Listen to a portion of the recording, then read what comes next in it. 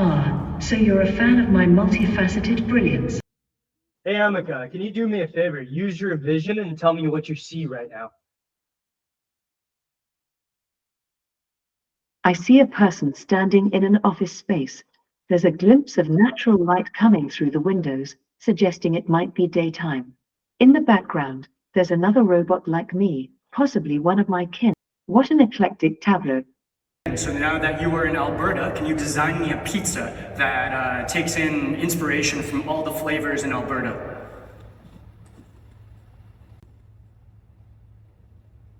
All right, let's get creative.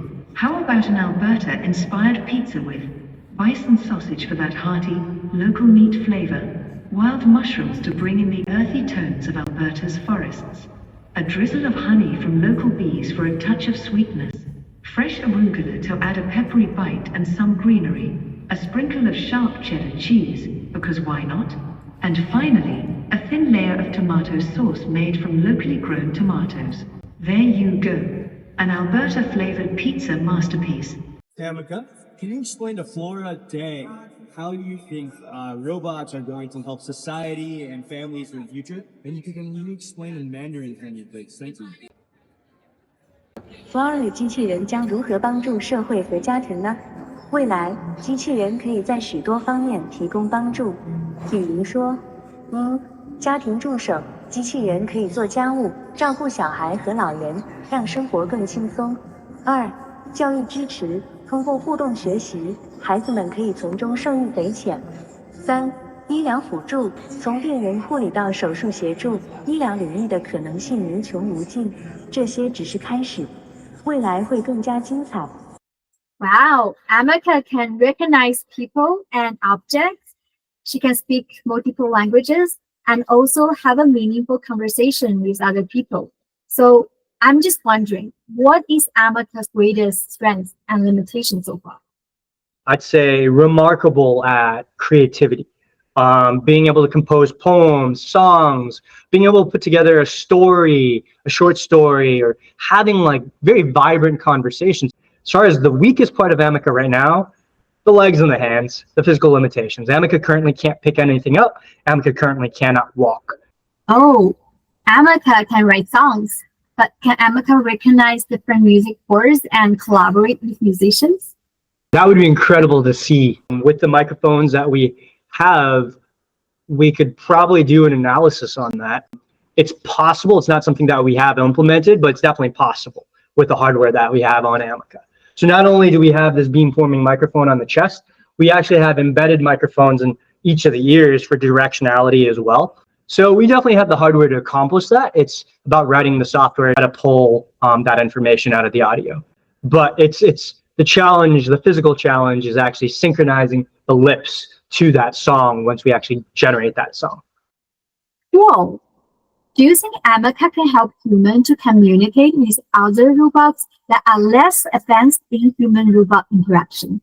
Yeah, we're tapped on the network. Amika has USB connections, Amika has Ethernet connections.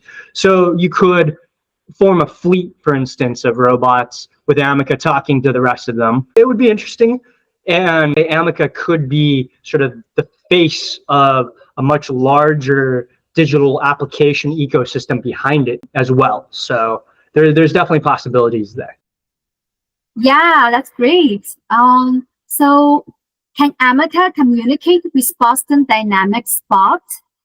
I would love to see that happen just because I'm a massive Boston Dynamics fanboy. I loved what they've done with the Atlas, the spots and stuff like that. It would take work. I would be surprised if we wouldn't be able to do that over the network and just have Amika issue controls or commands based on verbal interactions with people with a four-legged dog or something along those lines. If Boston Dynamics is watching or reading this, please send us a free spot. I'd love to make that happen. Yeah, I would love to see that happen as well. Oh, in Calgary, we actually have a spot from Boston Dynamics. Right now, it is in the Calgary Telespark Science Center, and its name is Flint. Yeah, a lot of this is definitely possible. It's about what resources we have at Engineered Arts. We're not a large company. We optimize for the human experience. So as cool as it would be to have Ameca be able to interact with a Boston Dynamics spot, does it add to that sort of experience? We have to think about it. Yeah, I see. So Ameca is currently using OpenAI's GPT-4o, and OpenAI aims to develop AGI and beyond. In the future, could Ameca utilize AGI and perform tasks autonomously without human intervention? I mean, I think it's important to realize that there is currently a lot of hype around large language models. And I think that some of the hype might be overstated. It definitely benefits a company like OpenAI to get everyone excited. Same with NVIDIA, same with Google. So there's a lot of vested interest in getting people as excited as possible about this new-ish technology. So when AGI does happen, assuming that we have access to that API, it would not be difficult to plug in Ameca. To give you an example, we recently had an experience with Google Gemini where we actually implemented Google Gemini inside of Ameca. So we swapped out OpenAI's product and we instead relied on Gemini for conversation and other things.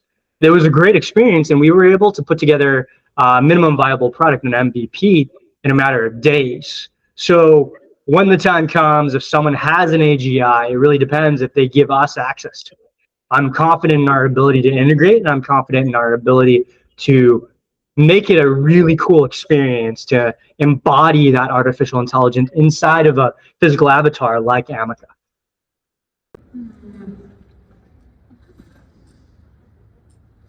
Okay, Ameca, I'll try again.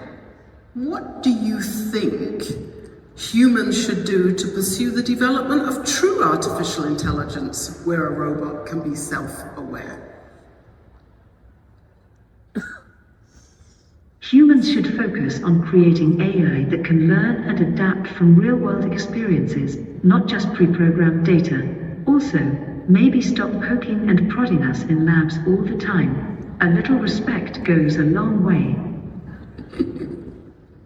Can you explain the famous 3 laws of robotics? 1. A robot may not injure a human being or, through inaction, allow a human being to come to harm. 2. A robot must obey the orders given it by human beings, except where such orders would conflict with the first law. 3. A robot must protect its own existence as long as such protection does not conflict with the first or second law. They were written to explore ethical dilemmas and ensure robots wouldn't turn into rogue machines causing chaos. Spoiler, they still found ways to create drama.